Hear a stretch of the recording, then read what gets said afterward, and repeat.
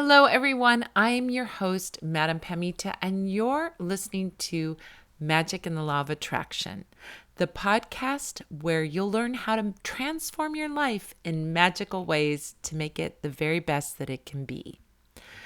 This is episode 35 of Magic and the Law of Attraction. How can I use pins in my spells?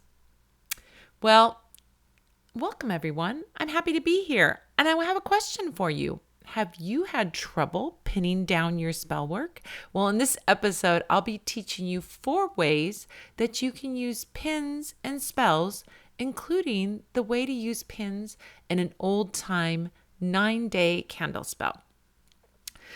Thank you so much for joining me here. We're still at home doing our podcast. The great thing about a podcast is that you can do a podcast from home.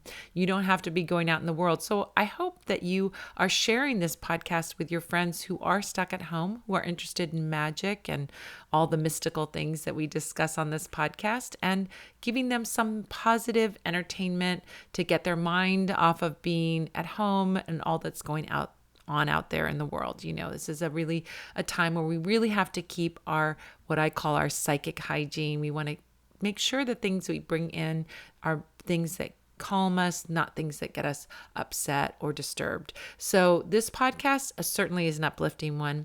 And I hope that you'll be sharing this podcast with your friends and telling them about magic and the law of attraction so that they can have something really nice to listen to while you're working around the house or you're driving somewhere or doing your thing as you go through your life during this really interesting time that we're in. This episode is generously sponsored by Source Point Wellness. Source Point Wellness is kind, compassionate, and mindful medicine located in Los Angeles, California. You can find them at sourcepointwellness.com. Yes, I have a sponsor, and you too can become a supporter, a sponsor, or an advertiser. You can be a supporter for as little as $7 per episode. If you want to know more, go to magicandthelawofattraction.com and click the Become a Podcast Supporter button at the top of the page to find out more. Want to give a little announcement about my book, The Book of Candle Magic. It's available for pre-order. You hear me talk about it every episode. So if you haven't pre-ordered it, this is your sign that it's time. You can pre-order the Book of Candle Magic in all your usual places. Amazon, of course, IndieBound, Barnes & Noble, and you can pre-order it even from your local indie bookstore or your local bookstore chain. That's a really great thing to do because, you know, our retail stores right now could really use your support. So if you can do that pre-order through them, that's super helpful. Or you can do it online if you'd like to have it just shipped to you. The book's coming out in October. It is an amazing book about candle magic. Everyone that's read it, all my colleagues that have gotten a sneak peek at it have really been very, very kind and generous in their reviews of it, saying that it really is a book that is a groundbreaking book on candle magic because it not only tells you how to do candle magic, it's not a recipe book, although there are a few recipes in there. It tells you how and why and gives you a deep understanding of candle magic. So if you like candle magic like I do, you will want this book because it reveals every single thing I know about candle magic and it teaches it to you. So it's a kind of a full course in candle magic in book form. You go ahead and order that, pre-order that. It'll be coming out in October of 2020, and I would be so appreciative if you would. All right, so let's talk about pinning down your magic spells. Let's talk about what pins are. So what I'm talking about when I'm saying pins, I'm not really talking about safety pins, although we can use safety pins in magic. I'm talking about straight pins. Straight pins are those pins that people use when they're sewing. They're just a little straight stick, looks like a tiny little, almost like a little nail, really super little.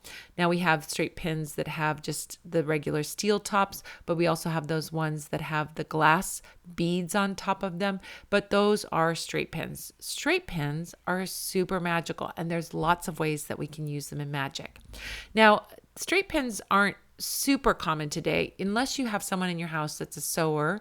Not a lot of people sew. Back in even my day of growing up, we did a little bit of sewing, but my mom was a big sewer. So back in generations before, Everyone sewed their own clothes. Sewing was really common. Almost every person had a sewing machine in their house. It was buying things off the rack was kind of even more uncommon back then, and people often sewed their own clothes. So straight pins, which are necessary for sewing, it's how you keep your fabric together and keep your pattern, your paper pattern on the fabric when you're cutting it out and so on.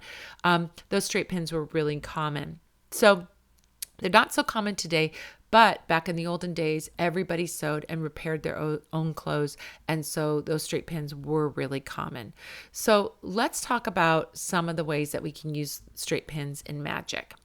They're easy to get, by the way. You can go to, obviously online. You can order them online, but most kind of general stores like Target, Walmart, and so on will have a little section with the sewing supplies. Certainly those craft stores will have them as well, and you can get those there, but you can order them online as well. So let's talk about the ways that we use them. So one of the first ways that probably people think of when they think of using straight pins in magic is using them in a voodoo doll, right? You have this cloth doll. I mean, we've all seen it in movies. You have this cloth doll and you stick a pin in it and, you curse your enemy with that. Well, if you've heard my episode about working with poppets or working with voodoo dolls, as they're commonly called, you know that poppets are not used just for negative cursing magic. We can also use poppets for getting someone to fall in love with us or influencing someone to do something. They're sympathetic magic. We're working on somebody at a distance, and we're using that poppet as the representative of that person. Now, you would think that putting a pin in something just means you're trying to hurt it. I mean, that's what they show in the movies, that you're sticking this pin in the doll and you're trying to cause this person pain. Now, that can be one way that you use a pin in a poppet, but pins are not just used for pain or for something negative. They can be used like mini magic wands for bringing focus. What do I mean by that? Well, if you don't know about working with wands in magic, when we work with wands, what we're doing is focusing energy. That's what a wand is used for. So it's kind of like I'm going to put all my power into something and I want to really get it focused into some, to touch something with that wand or to point that wand at something, and I'm going to focus my energy toward that thing. That's like, even in popular culture, Harry Potter, they're focusing their energy with their wand and pointing their wands at something, right? So the same thing with, wands in real magic, not Harry Potter magic, but in real magic, we use a wand to point at something or to channel our energy towards something. Well, pins are like mini magic wands. They're like mini wands for focusing energy. So you can use a pin in a poppet for focusing in energy towards something. It can be done for healing. It can be done for influencing. It can be done for a lot of things. So for example, you could take a pin and you could put it into the heart of a poppet and you could say, I'm focusing my energy that this person opens their heart to me. Or you could put it in the head of the poppet and say, I'm focusing my energy that this person is thinking in the way that I want them to think. So you're focusing your energy with the pin as you put it into the poppet. That's one way of working with pins. It's like the one that everyone thinks of when they think of doing magic with pins. That's probably the most obvious one. There are other ways. Oh, and if you want to know more about poppets, if you're interested in poppets and interested in poppet magic and voodoo doll magic, check out episode 25 of Magic and Law of Attraction. I talk about all the different poppets and ways that you can make poppets, the advantages and different disadvantages of the different styles of poppets. And so you'll get a thorough education on working with voodoo dolls and working with poppets by listening to that episode. So now, what is another way that we know of working with pins, though? There are hoodoo spells with pins, and one of my favorite ones comes from the author Zora Neale Hurston. She's an author, and she wrote a book called Mules and Men, and in that book, she talks a lot about hoodoo, and she talks about African-American folk magic and hoodoo spells and things that people do. And it's a fabulous resource if you're wanting to know really kind of firsthand hoodoo from back in the early 20th century. Now, in that book, she has a spell using pins, and it's a spell using pins in a beef tongue to win a court case. What do I mean by beef tongue? Well, I mean that when you go to the butcher shop, you can buy all parts of the animal, and sometimes in some butcher shops, you can still find beef tongue. This is something that was it's commonly eaten, and not so much in American culture today. We don't see it too often, but back in the old days for sure, and indefinitely in different cultures, you can get a beef tongue, cook it, and eat it. So if you want to do a spell to influence someone in their talking, you can use a beef tongue to represent, just like the poppet, to represent the tongue of the person that you're trying to influence. So in her spell that she describes, she talks about using a beef tongue and pins to win a court case. So she was going to influence, or whoever was doing the spell was going to influence someone so that they couldn't talk, or that they were influencing how their speech came out or how they were able to talk. So I'll quote the book, and I'll give you a quote from the book. So I'll describe it exactly as she wrote it. She wrote in Mules and Men, she wrote, "To silence opposing witnesses, we took a beef tongue, 9 pins, 9 needles, and split the beef tongue. We wrote the names of those against our man and cut the names out and crossed them up in the slit of tongue with red pepper and beef gall, and pinned the slit up with crossed needles and pins." So she's doing, or whoever was doing this spell was crossing those pins to block, like just like an X, we're blocking something. "We hung the tongue up in a chimney tip up and smoked the tongue for 36 hours. Then we took it down and we put it in ice because they're trying to freeze it, and then lit on it from 3 to 4 black candles stuck in ice." So they used candle magic, they're using ice magic, freezer magic, and they're using that red pepper to kind of create friction or to confuse and create friction for their opposing people. "Our client read the 23rd Psalm and the 35th also because it was for murder. And then we asked the spirits for power more than equal to the man." So there you have a quote about using pins in a beef tongue spell in a really old time hoodoo way to do magic. And they're using those pins in a crossed pattern because they want to stop something. They're trying to create a block to the opposing people in the court case from them being able to speak. So the tongue represents them speaking, and they're doing all that work to cross them up. Okay. So there's another example of using pins in magic. Now, the one that I'm really excited about sharing with you in using pins in this way is in doing what we call witch bottles. Now, witch bottles are little containers that are filled with items and then sealed and buried. Now, the interesting thing about witch bottles is that we find it in a lot of different cultures. And in fact, in archaeological finds in England, they keep finding witch bottles as they dig up some property to do some kind of renovation or something like that. They will find witch bottles that are buried there. In fact, in 2004, they found one that was from the 17th century. They find them and they can date them using, whatever scientific methods, and they can find out when they were from, and they can look inside. So the belief with a witch bottle was that you would create this bottle with these items, seal it, and bury it so that it would absorb a spell, absorb negativity. It was a protective kind of working to absorb negativity. Oftentimes when they're found today, they're usually broken or empty. But in 2004, as I mentioned, they found a rare unopened example, and it was a stoneware jar, and they heard rattling and splashing inside.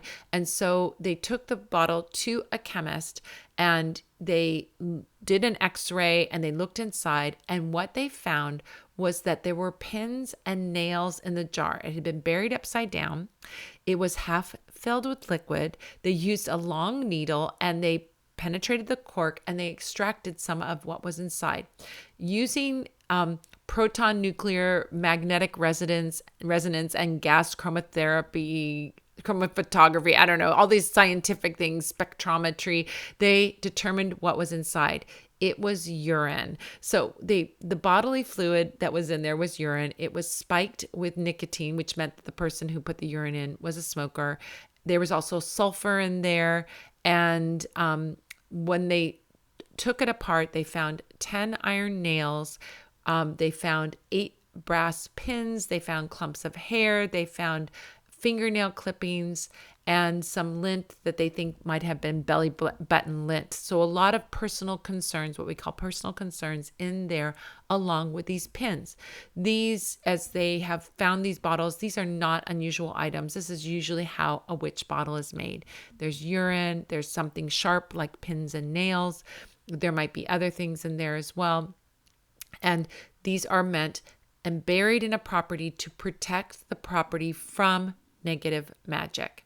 So they've even found documents that tell how to make a witch bottle. So, for example, there's a court record from 1682 that documents the recommendation that a person in an apothecary gave to a client, and they said to take a quart of your wife's urine, the paring of her nails, some of her hair, and boil them well in a pipkin, which is a apparatus for cooking something.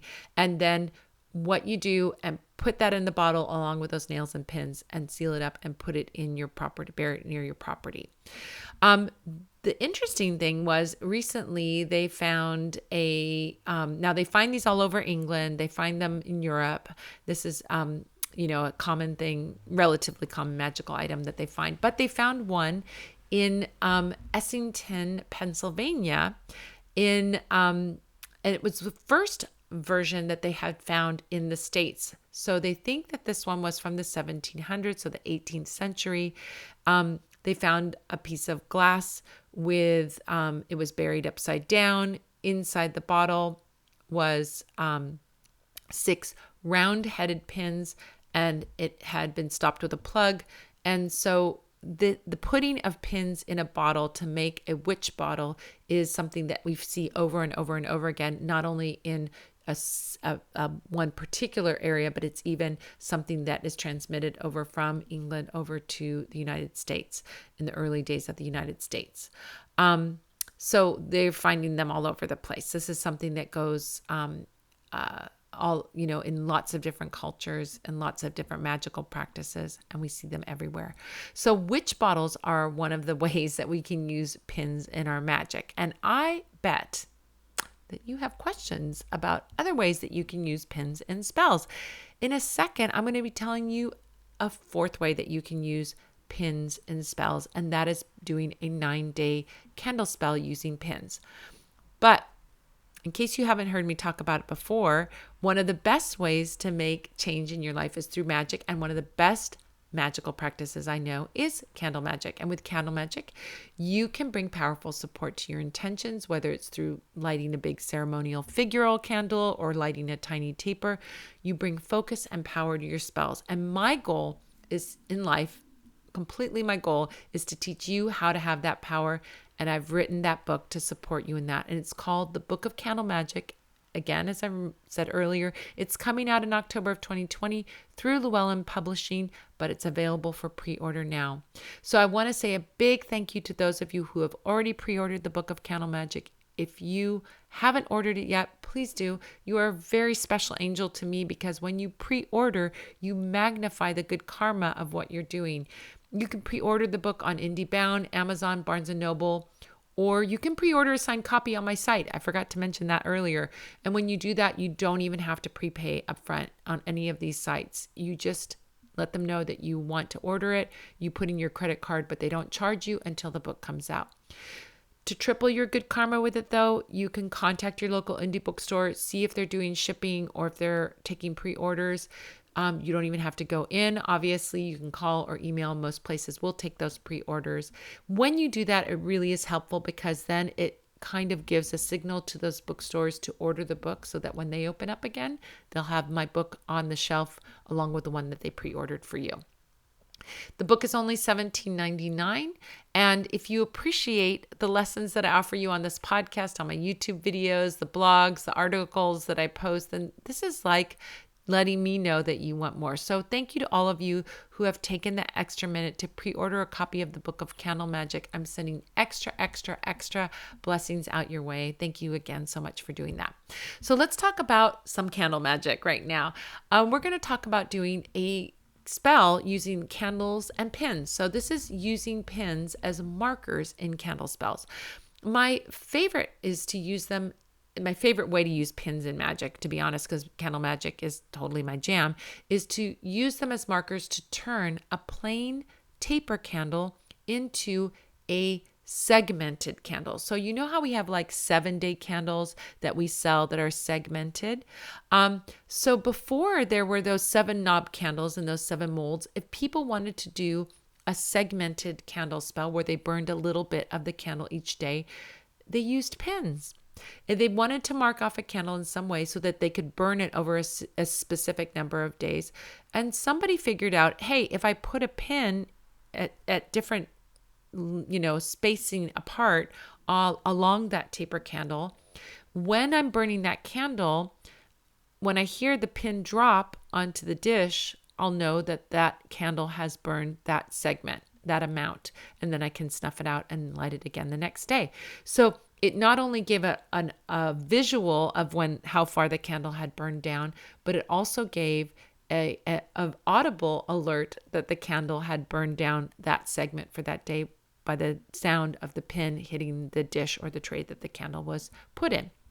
So what you'll need for this spell, if you want to do this spell at home, you'll just need a simple beeswax taper candle.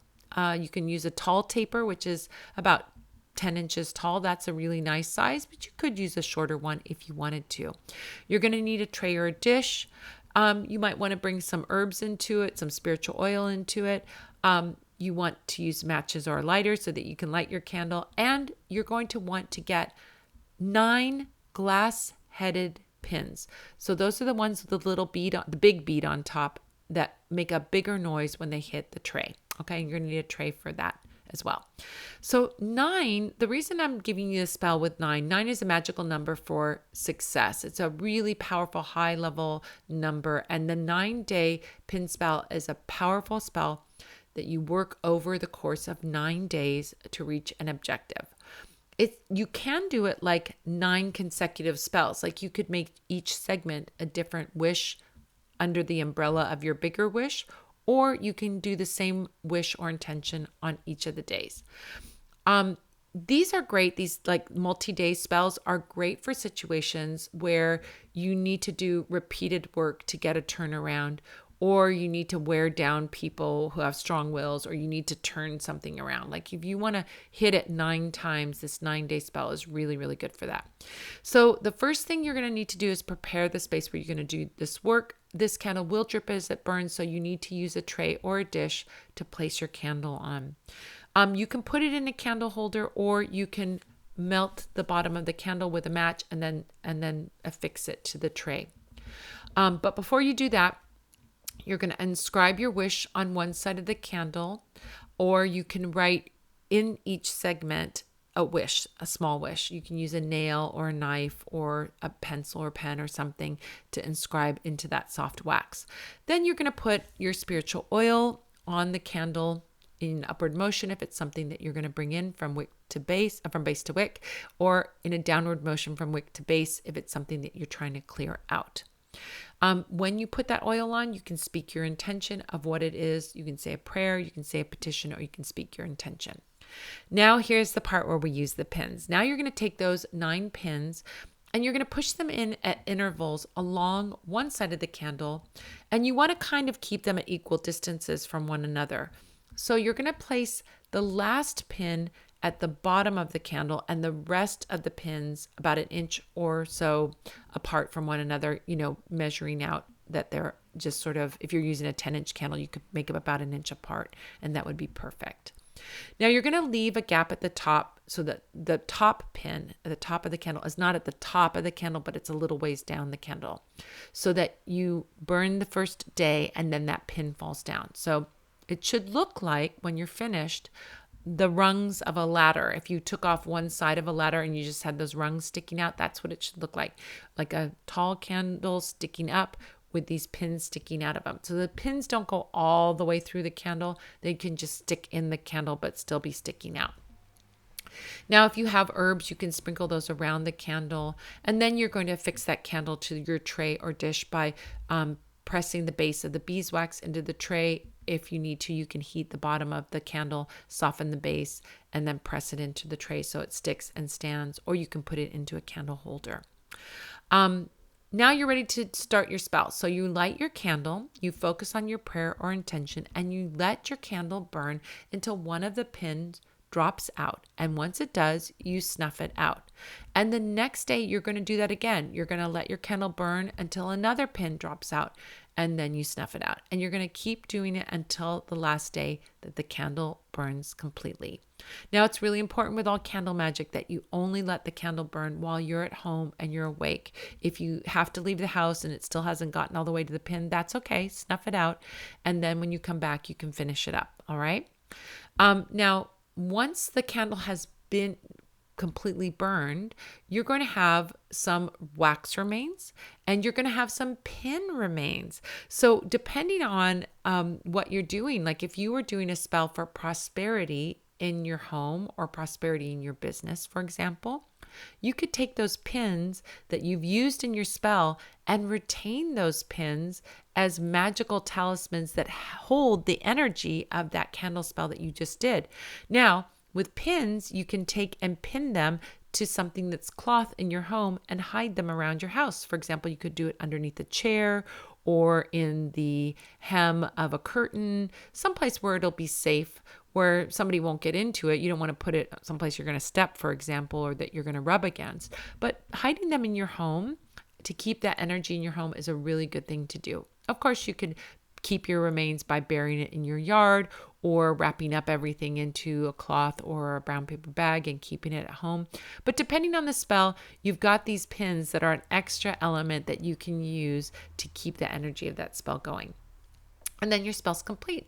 So there you go. How to do a spell, how to do a candle spell with pins and all the other kinds of pin magic that we see out there in the world. So there's a really interesting, unique, old time thing that you can use that you might find in your house or that you can get at a kind of a general store. And then you can use that in your magic and do new things in your magic. And I always think that's fun to learn new ways to do your magic. Well, that about does it for this episode of Magic and the Law of Attraction. If you would like to get even more information about using pins and magic, then check out my magic blog over at Parlor of Wonders. You can see a picture of the old witch bottle. I've got a great picture of the one that they dug up in England, and it's really cool. You can see the guy with his hard hat and excavating, and you can see that over there. So go over to parlorofwonders.com, go to instruction, and go to magic blog, where you can read my article about pinning down your magic. And you can find all kinds of other articles teaching you about magic, tarot, witchcraft, law of attraction, spiritualism, all that good stuff. So if you still have questions about magic and you want to know more, we have a great opportunity for you too. You can come over to the live magic Q&A tea party where we talk about magic. Every week I have a guest. We meet every Sunday. I have an amazing guest on and we answer your questions about magic. We meet on Sundays at 5 p.m. Pacific, 6 p.m. Mountain, 7 p.m. Central, and 8 p.m. Eastern. If you want to join us live, you can go to spellsquad.com to get the secret code to come in. And if you do that, you'll get a copy of my ebook, 7 Secrets to Supercharge Your Spellwork too. If you want to see past episodes of the Magic Q&A Tea Party, then you can go over to youtube.com/MadamePemmy10. You can find those videos there. I want to say a big thank you to our sponsor for this episode, Source Point Wellness, kind, compassionate, and mindful medicine. Source Point Wellness is an integrative healing oasis located in Los Angeles that combines Chinese functional and spiritual medicine along with a bit of magic. Their team of experts offer virtual healing services to anyone in the world, including integrative telemedicine, herbal medicine, distance acupuncture, and Reiki. I have experienced a distance acupuncture, by the way, and it is amazing. Got to throw that in there. It totally works. You can also get goddess acupuncture, Akashic readings, chakra balancing, healing energy work, EFT, and customized breath work. Please follow SourcePoint Wellness at SourcePoint Wellness on Instagram, or you can email Dr. Cohen at DrCohen. That's Dr. Cohen. That's Dr. Amanda Cohen is who it is. Dr. Cohen at sourcepointwellness.com if you want to find out more. And if you want to become a supporter, a sponsor, or an advertiser, you can do that for as little as $7 an episode. $7, that's like an expensive latte. It's not that much, right? If you want to know more, you can go to magicandthelawofattraction.com and click the Become a Podcast Supporter button at the top of the page. And that's where you can find out all the information about it and do it. I want to thank everybody, all the Spell Squad members out there who have subscribed to and shared this podcast with your friends, and big love to the fabulous folks who have left reviews on iTunes. Those reviews really help get the word out there to the wider world about the podcast, and I appreciate you taking the time to do them. Every episode, I pick my favorite written review and you give a shout out to that person. And this episode, I want to give a shout out to Jimbo8, who said, authentic, accurate, and inspiring. As a high priest for over 20 years, I find Madame Pamita to offer information that is spot on with what I teach my own students. Her warmth, joy, and love are palpable in the podcast. I could listen to her all day. Isn't that sweet? Thank you so much, Jimbo8. And if you haven't left a review on iTunes, what are you waiting for? Go ahead and do that. I'll give you a shout out if you leave a review, and you might be the one I pick as my favorite review of the week, and you'll get an extra shout out. So I want to say thank you also to Gilles Navarre for producing and engineering our episode today, to Manfred Hofer, my amazing boyfriend, for announcing, and I want to thank you too. Absolutely want to say thank you to you for joining me. I'm looking forward to next week when we'll be answering the question, dun dun dun, what is the money miracle plant? Until next time, this is Madame Pamita saying, keep making your life the most magical adventure ever.